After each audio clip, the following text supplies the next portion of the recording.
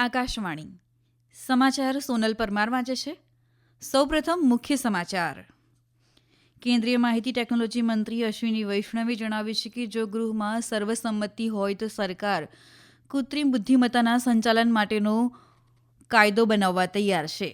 પ્રધાનમંત્રી મોદી આજે smart India hackathon 2024ની ફાઇનલમાં યુવા સંશોધકો સાથે સંવાદ કરશે. રાષ્ટ્રપતિ દ્રૌપદી મુર્મુ આજે નવી દિલ્હીના વિજ્ઞાન ભવનમાં રાષ્ટ્રીય પંચાયત પુરસ્કાર એનાયત કરશે. વિરોધ પક્ષોના શોરબકોરને પગલે રાજ્યસભાની કાર્યવાહી આવતીકાલ પર અને લોકસભાની કાર્યવાહી આજે 2 વાગ્યા સુધી મુલતવી. અને કેન્દ્રીય નાણામંત્રી નિર્મલા સીતારમણે વૈશ્વિક શાંતિ માટે વિશ્વભરની સરકારો અને ઉદ્યોગોએ સાથે મળીને કામ કરવાની જરૂરિયાત પર ભાર મૂક્યો. સમાચાર વિગતવાર. કેન્દ્રીય ઇલેક્ટ્રોનિક્સ અને માહિતી ટેકનોલોજી મંત્રી અશ્વિની વૈષ્ણવે જણાવ્યું છે કે જો ગૃહમાં સર્વસંમતિ હોય તો સરકાર આર્ટિફિશિયલ ઇન્ટેલિજન્સ એઆઈના સંચાલન માટેનો કાયદો બનાવવા માટે તૈયાર છે. આજે લોકસભામાં પૂરક પ્રશ્નોના જવાબમાં શ્રી વૈષ્ણવે કહ્યું, અભિવ્યક્તિની સ્વતંત્રતા અને એઆઈ આધારિત નીતિમત્તા પર કાયદાકીય માળખા વચ્ચે સંતુલન જાળવવાની જરૂર છે. તેમણે કહ્યું કે મોદી સરકાર ટેકનોલોજીના લોકશાહીકરણમાં માને છે અને તેમણે સૌથી ગરીબના હાથમાં ટેકનોલોજી આપી છે. તેમણે કહ્યું કે દેશમાં એક વ્યાપક ભારત એઆઈ મિશન શરૂ કરવામાં આવ્યું છે. શ્રી વૈષ્ણવે જણાવ્યું કે એઆઈ ફ્યુચર સ્કિલ્સ પ્લેટફોર્મ પર 8,60,000 લોકોએ નોંધણી કરાવી છે. પ્રધાનમંત્રી નરેન્દ્ર મોદી આજે સાંજે સ્માર્ટ ઇન્ડિયા હેકાથોનની 2024ની ફાઇનલમાં વિડીયો કોન્ફરન્સિંગ દ્વારા યુવા સંશોધકો સાથે વાર્તાલાપ કરશે.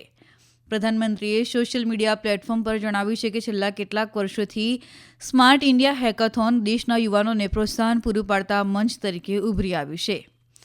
સ્માર્ટ ઇન્ડિયા હેકાથોન 2024ની 7મી આવૃત્તિની ગ્રાન્ડ ફિનાલે સોફ્ટવેર સંસ્કરણ પંજાબની 2 શૈક્ષણિક સંસ્થાઓમાં શરૂ થઈ ગઈ છે. કેન્દ્રીય શિક્ષણ મંત્રી ધર્મેન્દ્ર પ્રધાને તેનું વર્ચ્યુઅલ રીતે ઉદ્ઘાટન કર્યું. ફગવાડા પંજાબમાં લવલી પ્રોફેશનલ યુનિવર્સિટી 37 ટીમોમાંથી 222 પ્રતિભાગીઓની યજમાની છે.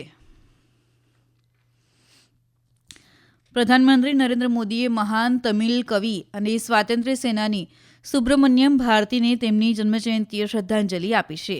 શ્રી મોદી આજે નવી દિલ્હીમાં તેમના નિવાસસ્થાને સંપૂર્ણ રચનાઓના સંગ્રહનું વિમોચન કરશે.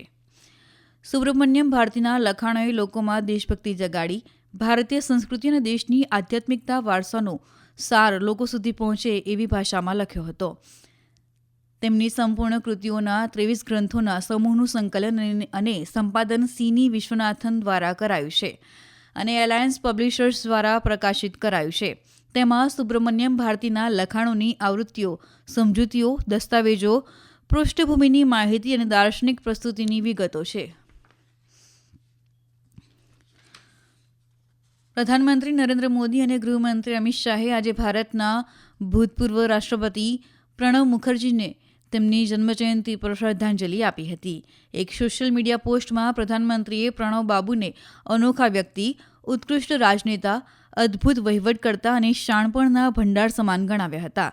તેમણે ભારપૂર્વક જણાવ્યું હતું કે ભારતના વિકાસમાં પ્રણવ મુખર્જીનું યોગદાન નોંધપાત્ર છે. શ્રી મોદીએ જણાવ્યું કે શાસનના બહોળા અનુભવ અને ભારતની સંસ્કૃતિ તેમજ નૈતિકતા વિશેની ઊંડી સમજને કારણે પ્રણવ મુખર્જીને તમામ ક્ષેત્રોમાં સર્વસંમતિ બનાવવાના આશીર્વાદ પ્રાપ્ત હતા. ગૃહમંત્રી અમિત શાહે શ્રદ્ધાંજલિ આપતા જણાવ્યું કે પ્રણવદાએ રાષ્ટ્રીય શાસનમાં મહત્વપૂર્ણ ભૂમિકા ભજવી હતી. પ્રધાનમંત્રી નરેન્દ્ર મોદીએ આજે ગીતા જયંતિ નિમિત્તે દેશવાસીઓને શુભેચ્છાઓ પાઠવી છે. સોશિયલ મીડિયાના એક સંદેશમાં શ્રી મોદીએ લખ્યું કે આ પાવન પર્વને ભારતીય સંસ્કૃતિ, આધ્યાત્મ અને પરંપરાનું માર્ગદર્શન કરનારા ગ્રંથની જયંતિ તરીકે ઉજવવામાં આવે છે. પ્રધાનમંત્રીએ ભગવાન શ્રી કૃષ્ણને યાદ કર્યા તેમજ શ્રીમદ ભગવદ્ ગીતા તમામ લોકોને કર્મયોગનો માર્ગ બતાવશે તેવી આશા વ્યક્ત કરી હતી. આ સમાચાર આપ આકાશવાણી પરથી સાંભળી રહ્યા છો. આ રાષ્ટ્રીય સમાચાર આપ અમારી YouTube channel AIR news Gujarat પર પણ સાંભળી શકશો. વધુ સમાચાર માટે આપ અમારા એક્સ હેન્ડલ AIR_news_ABAD ને ફોલો કરી શકો છો. રાષ્ટ્રપતિ દ્રૌપદી મુર્મુ આજે નવી દિલ્હીના વિજ્ઞાન ભવનમાં રાષ્ટ્રીય પંચાયત પુરસ્કાર એનાયત કરશે. આ વર્ષે પુરસ્કાર માટે પાયાના સ્તર પર શાસન અને સમાજના વિકાસની વ્યાપક સિદ્ધિઓને દર્શાવતી વિવિધ શ્રેણીઓમાં કુલ 45 લોકોને પસંદ કરાયા છે, જેમાં ગુજરાતના એક પુરસ્કારનો પણ સમાવેશ થાય છે. પંચમહાલ જિલ્લાના ઘોગંબા તાલુકાની વાવકુલ્લી ગ્રામ પંચાયતને સુશાસન ધરાવતી પંચાયત શ્રેણીમાં પુરસ્કાર મળ્યો છે. આ વર્ષે સ્પર્ધામાં 1,94,000 ગ્રામ પંચાયતોએ ભાગ લીધો હતો. કુલ પુરસ્કાર વિજેતાઓમાં 42% પંચાયતોમાં મહિલાઓની આગેવાની છે. સમારોહ દરમિયાન પંચાયતી રાજ મંત્રી પુરસ્કાર વિજેતા પંચાયતોની નવીન અને અસરકારક કાર્યપ્રણાલીઓ અંગે એક પુસ્તિકાનું અનાવરણ કરશે. સત્તાપક્ષ અને વિપક્ષના સાંસદો વચ્ચે વિવિધ મુદ્દે સંસદના બંને ગૃહમાં હોબાળો થયો હતો. રાજ્યસભાની કાર્યવાહી આવતીકાલે સવારે 11 વાગ્યા સુધી સ્થગિત કરવામાં આવી છે, જ્યારે લોકસભાની કાર્યવાહી આજે બપોરે 2 વાગ્યા પર મુલતવી રાખવામાં આવી છે. સવારે રાજ્યસભાનું સત્ર શરૂ થયું ત્યારે સભાપતિ જગદીપ ધનખડ વિપક્ષના સાંસદોએ વિવિધ મુદ્દાઓ પર ઉઠાવેલી દરખાસ્તોને ફગાવી દીધી હતી. સંસદીય બાબતોના કેન્દ્રીય મંત્રી કિરેન રિજિજુએ સભાપતિ વિરુદ્ધ અવિશ્વાસ પ્રસ્તાવ લાવવાની વિપક્ષની માંગને ટીકા કરી હતી. તેમણે કહ્યું કોંગ્રેસે આ માટે માફી માંગવી જોઈએ અને સરકાર સભાપતિની છબી ખરાબ કરનારા દરેક પ્રયાસને નિષ્ફળ બનાવશે. શ્રી ધનખડના યોગદાનની પ્રશંસા કરતા શ્રી રિજિજુએ કહ્યું, ઉપરાષ્ટ્રપતિ હંમેશા બંધારણના મૂલ્યો અને આદર્શોનું સન્માન કર્યું છે અને તેમના પદની ગરિમા જાળવવી જોઈએ. કેન્દ્રીય નાણામંત્રી નિર્મળા સીતારમણે આજે વૈશ્વિક શાંતિ જાળવી રાખવા માટે વિશ્વભરની સરકારો અને ઉદ્યોગોએ સાથે મળીને કામ કરવાની જરૂરિયાત પર ભાર મૂક્યો હતો. નવી દિલ્હીમાં વૈશ્વિક અર્થવ્યવસ્થા માટે દાયકાઓની પ્રાથમિકતાઓના વિષય પર વૈશ્વિક આર્થિક નીતિ મંચમાં ઉપસ્થિત લોકોને સંબોધિત કરતા નાણામંત્રીએ કહ્યું, આ દાયકામાં વૈશ્વિક પ્રાથમિકતાઓએ સામાન્ય સ્થિતિને પુનઃસ્થાપિત કરવા પર ધ્યાન કેન્દ્રિત કરવું જોઈએ. આ કાર્યક્રમનું આયોજન ભારતીય ઉદ્યોગ સંઘ CII દ્વારા કરાયું હતું. સુશ્રી સીતારમણે કહ્યું, યુદ્ધ અને વિક્ષેપો પુરવઠાની સાંકળને અવરોધરૂપ માટેના મુખ્ય કારણ હોવાથી તેનાથી બચવું જોઈએ.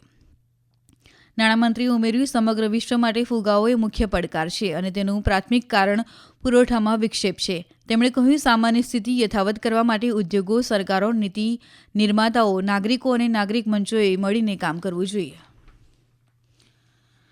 બાંગ્લાદેશમાં આ વર્ષે 5 ઓગસ્ટથી 22 ઓક્ટોબર સુધીમાં લઘુમતીઓ સાથે સંબંધિત ઘટનાઓમાં કુલ 88 કેસ દાખલ કરવામાં આવ્યા છે અને આ સંબંધમાં 70 લોકોની ધરપકડ કરવામાં આવી છે, એમ મુખ્ય સલાહકારના પ્રેસ સચિવ શફીકુલ આલમે જણાવ્યું હતું. સુનામગંજ, નરસિંગદી, ચટ્ટોગ્રામ અને ઢાકામાં લઘુમતીઓ પર થયેલા તાજેતરના હુમલાઓનો ઉલ્લેખ કરીને તેમણે કહ્યું કે આ સ્થળોએ કેટલીક નવી ઘટનાઓ બનવાથી ધરપકડ અને કેસોની સંખ્યા વધશે. તેમણે જણાવ્યું કે બાંગ્લાદેશમાં આવી હિંસા અને ઘૃણાસ્પદ કૃત્યો કરનારા તમામ સામે કાયદા મુજબ પગલાં લેવાશે. મહિલા ક્રિકેટમાં ભારત અને ઓસ્ટ્રેલિયા વચ્ચે 3 મેચોની શ્રેણીની ત્રીજી અને અંતિમ મેચ હાલ પર્થના WSACA ગ્રાઉન્ડ ખાતે ચાલી રહી છે. છેલ્લા અહેવાલ પ્રમાણે ઓસ્ટ્રેલિયાએ 43 ઓવરમાં 5 વિકેટે 226 રન કર્યા છે.